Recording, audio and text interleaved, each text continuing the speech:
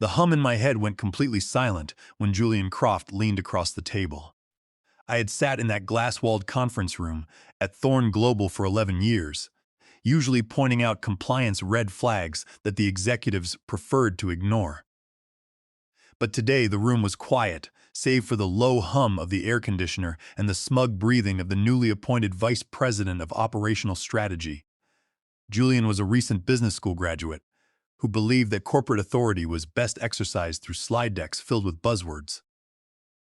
His presentation, strategic integration and streamlining, was still visible on the screen.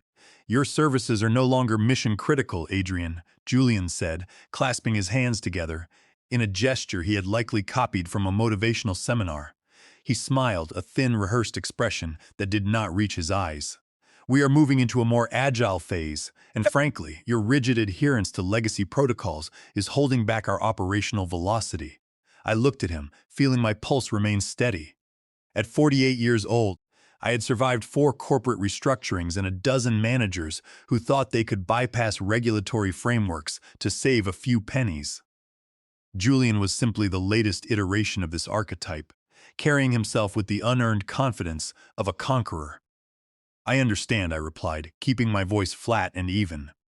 There was no point in arguing with someone who viewed compliance as a speed bump rather than a seatbelt. Julian slid a manila envelope across the polished mahogany table. It had that heavy official weight that always accompanies termination paperwork. "You will find the severance package, the standard non-disclosure agreement, and the exit questionnaire inside. Human Resources is waiting outside to walk you through the offboarding process." "We appreciate your years of dedication to Thorn Global." He did not care about my dedication, nor did he care about the 1,200 desk lunches I had eaten over the past decade. To him, I was just a line item on a spreadsheet, a hurdle to be cleared in his pursuit of a promotion. I opened the folder and flipped past the standard boilerplate language. My eyes scanned the pages until I found the specific clause. Paragraph 15, subsection F. It was a standard clause printed in small gray font. It stated that all offboarding procedures must comply with the most recent state-mandated compliance policy in effect at the time of termination. A faint, internal click occurred in my mind. I reached into my jacket pocket, pulled out my fountain pen, and signed the document in my usual slow cursive. I did not rush the signature. I wanted to ensure that every loop and stroke was legible, a permanent record of my agreement to their terms. Julian watched me, his smile returning. He seemed relieved that I was not going to make a scene. "Excellent. We will process this immediately. We already have your digital profile queued for deactivation." I capped my pen and slid the signed papers back to him. "You should print a physical copy of this signature page," I said quietly as I stood up. "Systems can be unstable during transitions.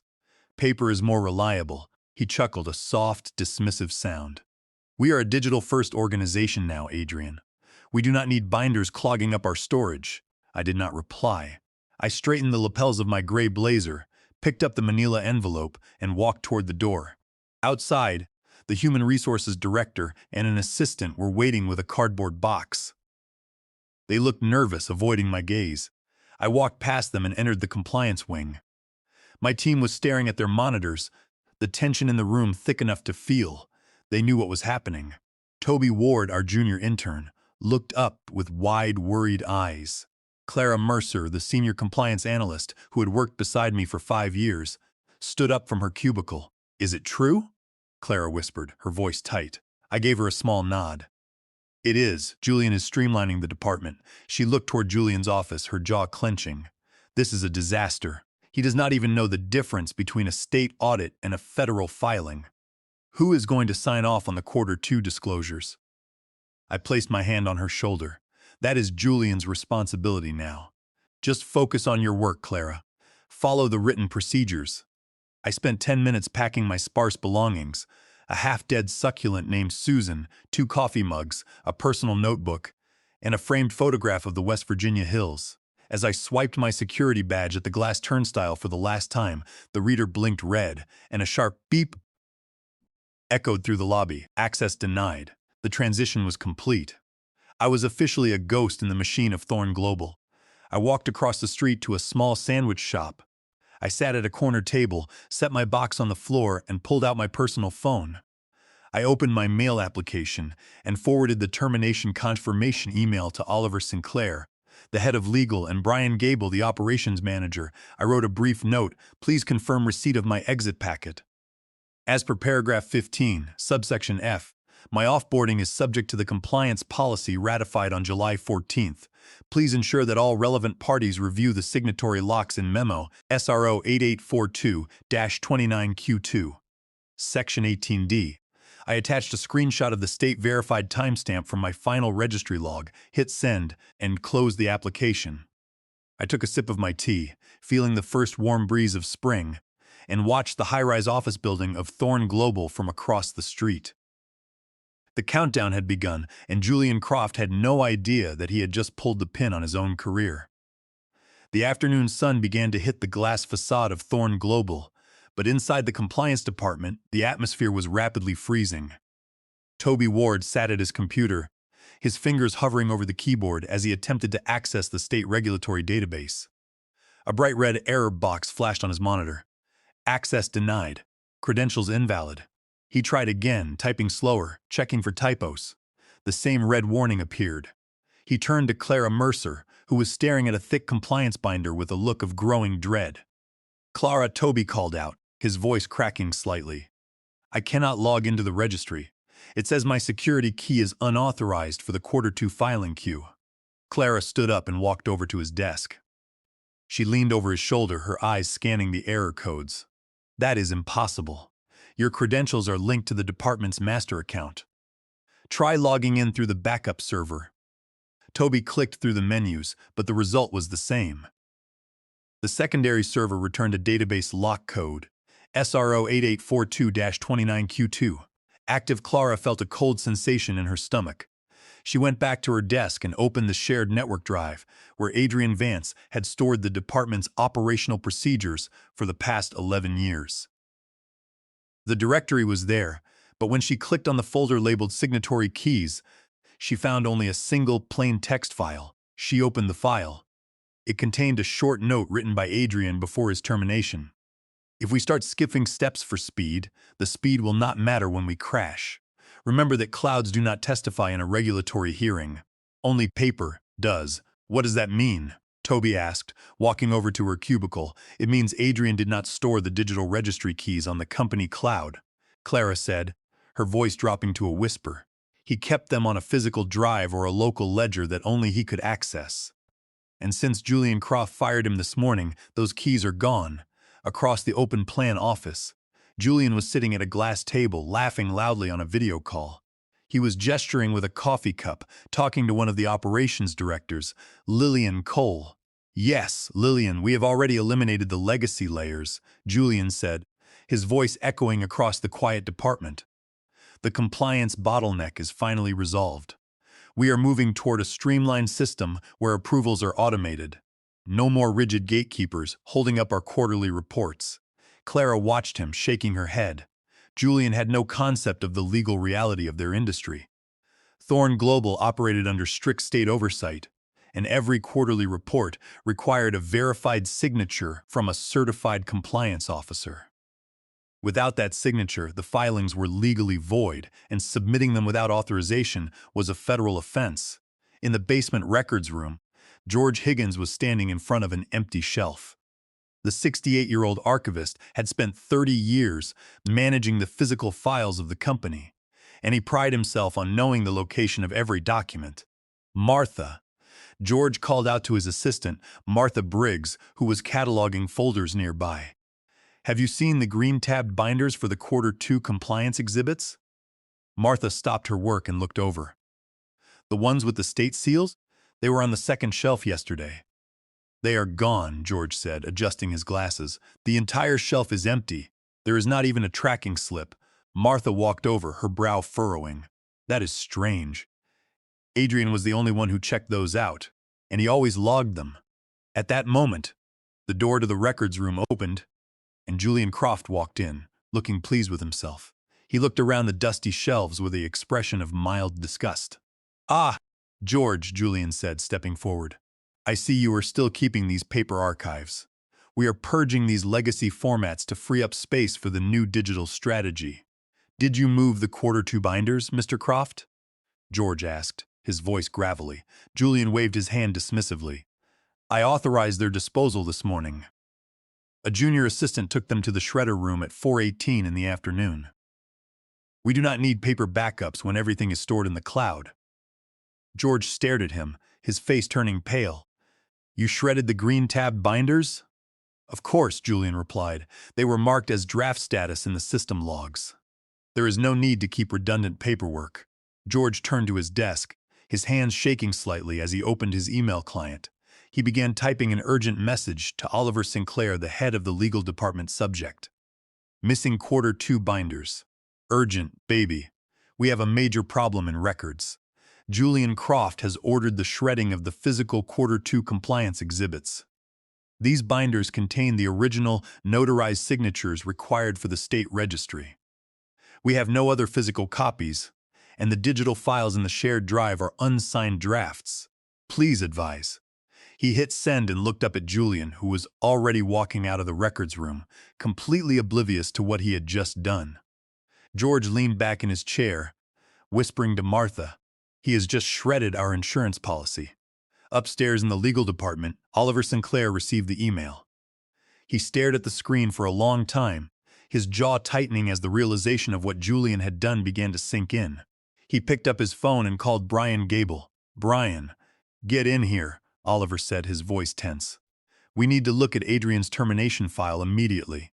The conference room in the legal department was quiet, but the air was heavy with panic. Oliver Sinclair stood by the window, staring out at the city skyline. Brian Gable sat at the table, surrounded by paper printouts and a laptop showing the system logs of the regulatory portal. Explain it to me again, Oliver said, turning around. His voice was calm, but his fingers were twitching against his coffee mug. Brian tapped the keyboard, bringing up a diagram of the document database. When Adrian Vance drafted the Quarter 2 Compliance Amendment on July 14th, he utilized the temporary escalation protocol under Memo SRO 8842-29Q2. He registered this protocol directly with the state regulatory office. It is not just an internal policy, Oliver. It is a legally binding registry lock. And what does that lock do? Oliver asked, walking to the table. It restricts the final signature authority for the Quarter 2 disclosures exclusively to Adrian's personal credential key, Brian explained. The system is designed to prevent unauthorized or automated submissions. Once the lock is active, the database will not accept any filing that does not contain his encrypted digital stamp. Can we bypass it? We have the administrator credentials for the entire network. No, Brian said, shaking his head. The lock is verified by the state's external server. If we attempt to upload the files without his signature, the state registry will automatically flag the submission as incomplete. And if we try to use his credentials now that he has been terminated, it will trigger an audit alert for credential abuse. Oliver rubbed his temples. What about the physical backups, the notarized paper copies we usually keep in records? Brian looked down at his notebook, his voice dropping. Julian Croft ordered them shredded. George Higgins confirmed that the binders were destroyed at 4:18 in the afternoon, on the day Adrian was fired.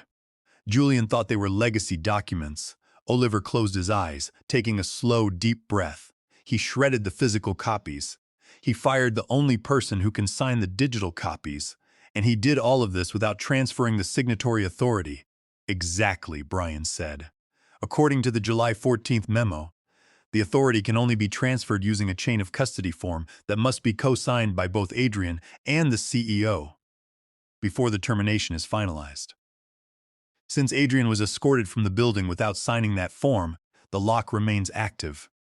Oliver stood up, grabbing the folders from the table. We need to go to the executive suite. Now, 5 minutes later, they were standing in the office of CEO Wallace Thorne. Wallace was a tall, imposing man who had spent his career focusing on market expansion and shareholder value. He viewed compliance as an expensive necessity, something to be managed by lawyers so he could focus on the numbers. What is the issue, Oliver? Wallace asked, looking up from his tablet. I have a board meeting in an hour, and we are finalizing the pre-market report. Oliver placed the documents on the desk. Wallace, we cannot submit the Q2 regulatory filings. Wallace frowned, leaning back in his leather chair. Why not? I thought the report was completed last week. The report is complete, but it is unsigned, Oliver said. Adrian Vance was fired this morning by Julian Croft. Before he left, Adrian locked the filing queue under the July 14th compliance protocol. Only his digital credential key can release the documents. Wallace waved his hand dismissively. Then have Julian sign it, or sign it yourself. You are the head of the legal department. I cannot sign it, Wallace, Oliver said, his voice rising slightly.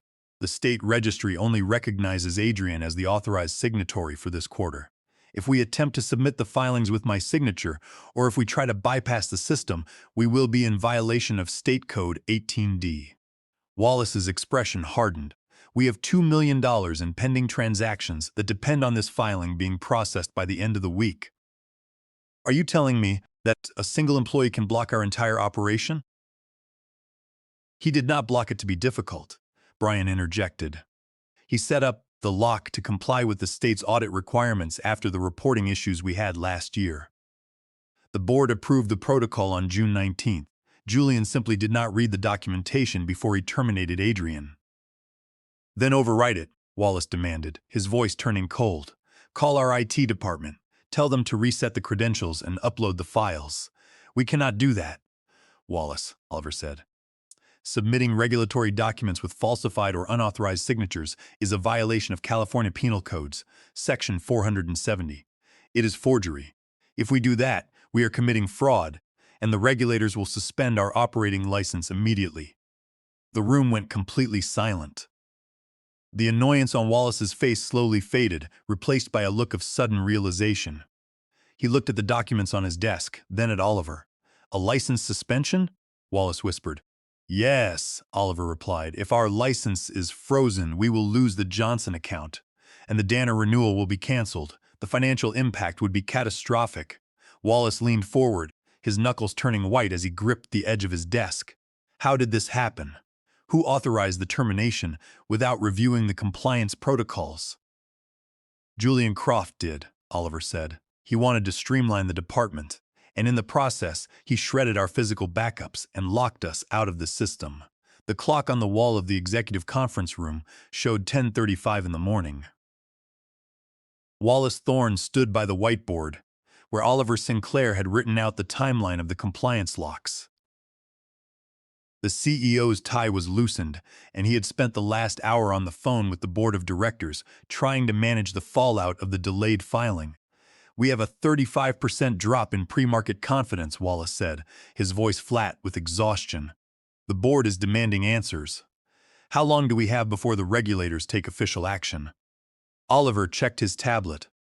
The state regulatory office sent a certified notice to my department at 8:15 this morning.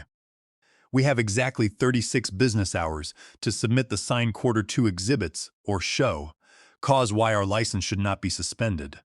That gives us until tomorrow afternoon, and we cannot produce the physical binders because they were shredded. Wallace muttered, rubbing his eyes. Correct, Brian Gables said. The physical archives were destroyed. We have no way to prove compliance using paper documents. Our only option is to unlock the digital database and submit the verified files, which requires Adrian's digital signature key, Wallace said. Yes, Brian replied. Wallace turned to the door. Where is Julian Croft? Why is he not in this meeting? He is at his desk, Oliver said. I told him to stay there and not touch the network. He still does not understand the severity of the situation. He spent the morning emailing marketing about operational velocity. Bring him in, Wallace ordered. A few minutes later, Julian entered the conference room, carrying a paper cup of cold brew coffee. He looked relaxed, completely unaware of the tension in the room. Good morning, everyone, Julian said, taking a seat at the table. How are the Q2 numbers looking? Julian, Wallace said, his voice dangerously low. Did you read the compliance memo that Adrian Vance filed on July 14th before you fired him? Julian blinked, setting his coffee down. The one about the database locks? I skimmed it. It was full of standard compliance language. I did not think it was relevant to the operational changes we were making. You did not think it was relevant?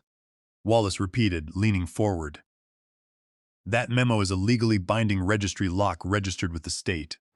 Because you fired Adrian, without transferring his authority, our entire Q2 filing is locked. The regulators have issued a formal notice of violation, and we have 36 hours before they freeze our operating license. Julian's face went pale. His confident posture vanished, and he looked around the room as if searching for an escape. Surely there is an administrative override, he stammered. We can just tell the state that the file was corrupted and submit a new version.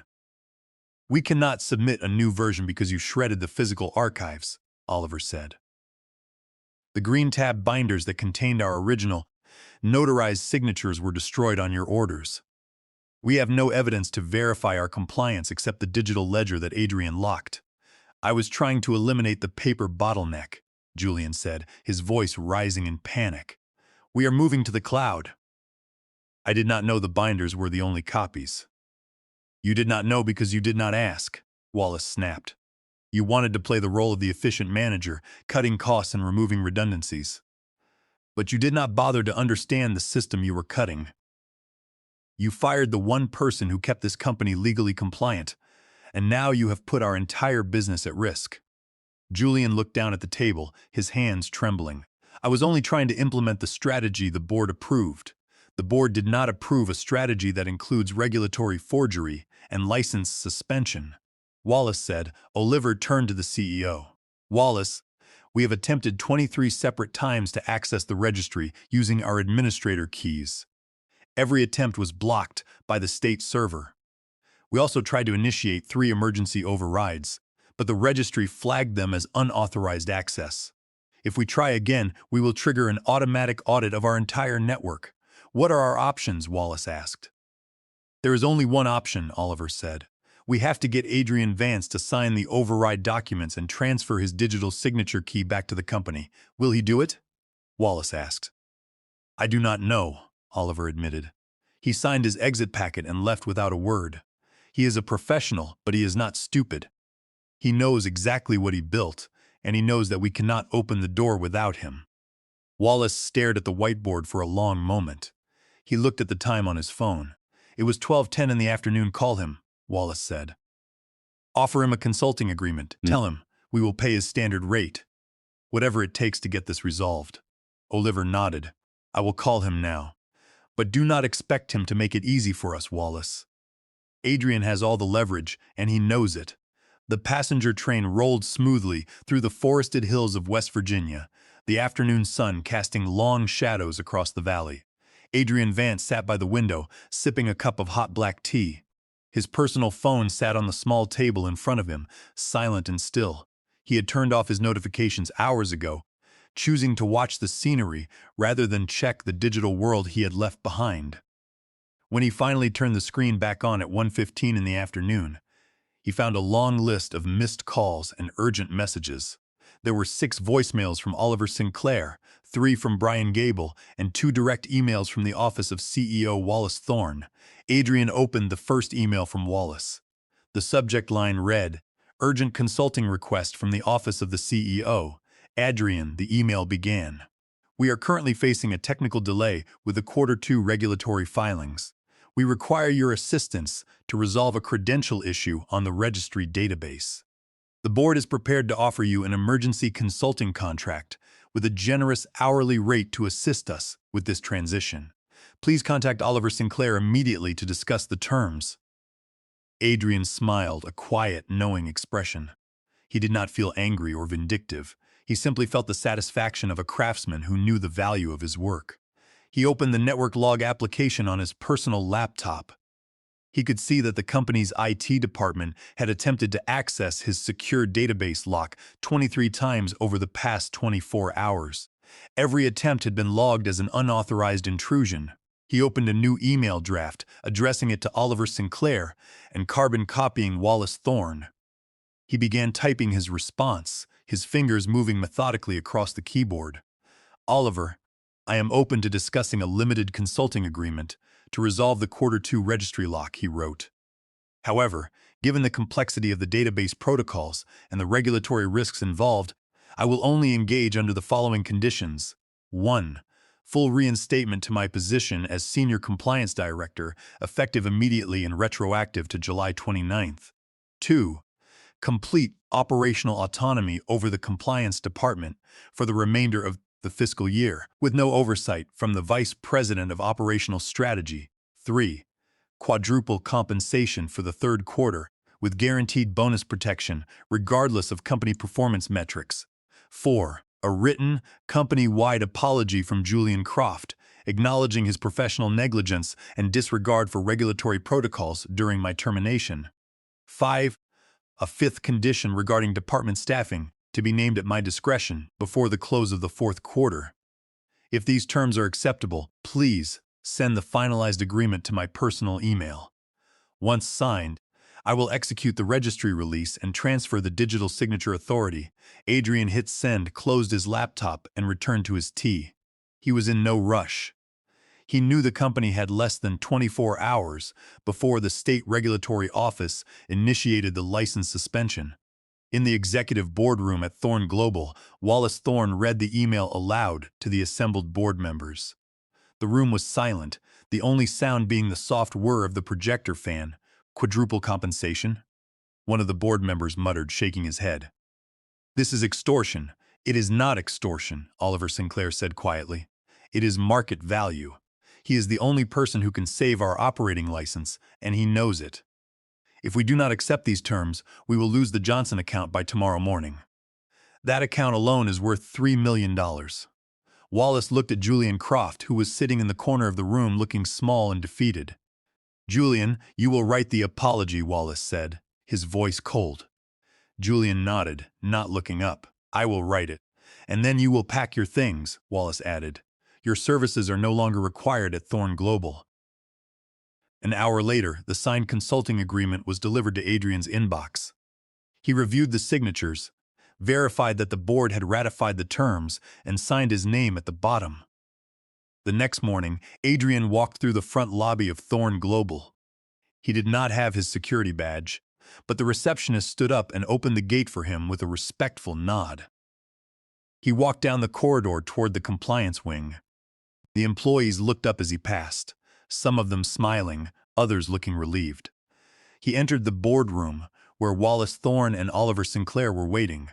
Adrian was wearing a new gray blazer, and he carried a small flash drive in his hand. He placed the drive on the table. This contains the state-verified digital signature transfer, Adrian said. Once you upload it, the Q2 files will be unlocked and processed. Wallace took the drive, handing it to Oliver, who immediately plugged it into his laptop.